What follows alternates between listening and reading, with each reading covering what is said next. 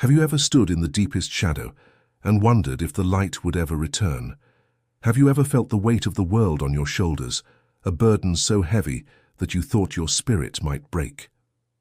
I want to tell you a story about a man who walked through the darkest valley imaginable, not to be consumed by it, but to prove that even the most profound suffering can become a doorway to the most triumphant light. Our story begins not in a palace or on a battlefield, but in a quiet place, a city where hope had begun to bloom like a rare and fragile flower. The source of this hope was a man named Elias. He wasn't a king or a conqueror. He was a teacher, a healer, a weaver of hope whose words were simpler and more powerful than any law etched in stone. He spoke of a love that knew no bounds, a forgiveness that held no record of wrongs, and a kingdom built not on power but on mercy.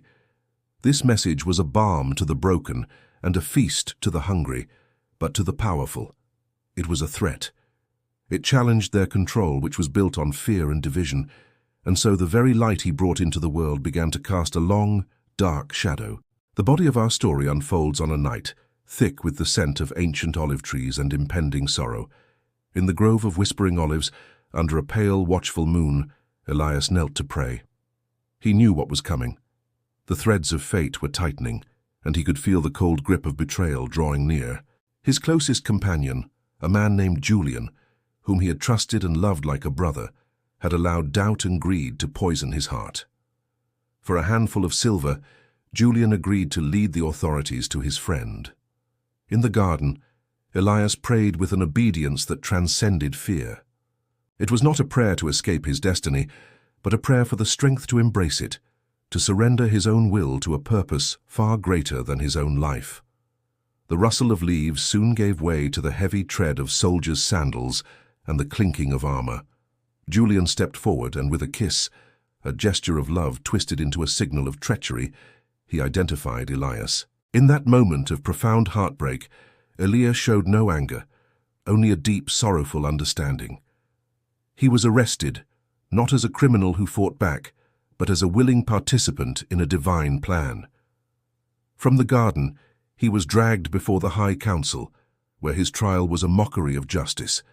Accusations were hurled like stones, but he remained serene, his silence more powerful than any defense. They needed a legal execution, so they brought him to the Roman governor, a man named Valerius.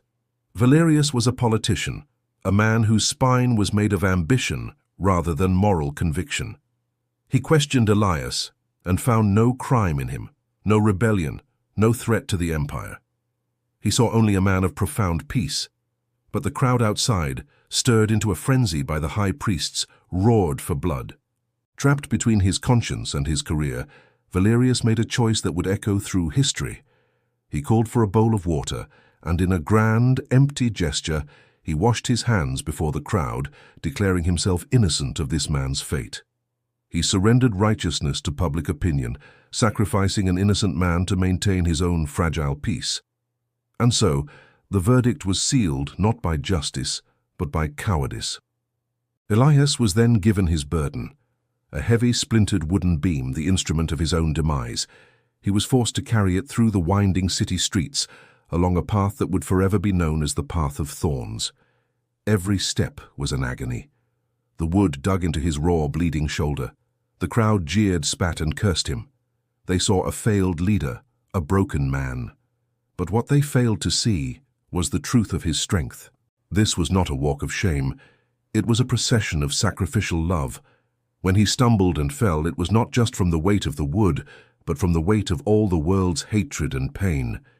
Yet, in his eyes, there was no malice. He looked upon the faces contorted with rage, and saw not monsters, but lost children, trapped in their own fear. He saw a woman weeping by the roadside, and offered her a look of comfort, a silent promise that her tears were not in vain. This journey was his final sermon, preached not with words, but with every agonizing step. He was demonstrating that true love doesn't just exist in the light. It shines brightest in the suffocating darkness, carrying its cross with unwavering mercy. Finally, he reached the place of his execution, a barren hill outside the city walls called the Crest of Sorrows. There they nailed him to the wooden beam and raised him between two common thieves. The sky grew dark, as if nature itself was mourning. In his final moments, hanging between heaven and earth, he looked down at the soldiers gambling for his clothes, at the leaders who had condemned him, and at the crowd that had called for his death. And from his lips came the most revolutionary words ever spoken. "Forgive them," he breathed, "for they do not understand what they are doing." With that single act of ultimate grace, he absorbed all their hatred and returned only love. He had completed his mission. It was not to build an earthly kingdom, but to shatter the chains of vengeance and despair with the unstoppable force of forgiveness. With his last breath, he did not cry out in defeat, but whispered in triumph, "It is finished." This is where many believe the story ends, in the darkness of death on a lonely hill. But that is the great misunderstanding. That moment of suffering was not an end, it was the beginning. It was the door, carved from pain and sacrifice, that opened into the brilliant, undying light. The story of Elias teaches us that our own crosses, the burdens we carry on our own path of thorns, are not meant to destroy us. Our moments of betrayal, our unfair trials, our deepest pains, they are not the final word. They are the crucible in which our true strength is forged. The message is this: love is stronger than hate. Forgiveness is more powerful than revenge. And light is more enduring than any shadow. The Crest of Sorrows was not a place of defeat. It was the greatest victory stand in human history, where love proved once and for all that it would have the final say. So when you find yourself in your own darkest valley, remember Elias. Remember that your suffering is not the end of your story. It is the sacred ground upon which you can build your resurrection.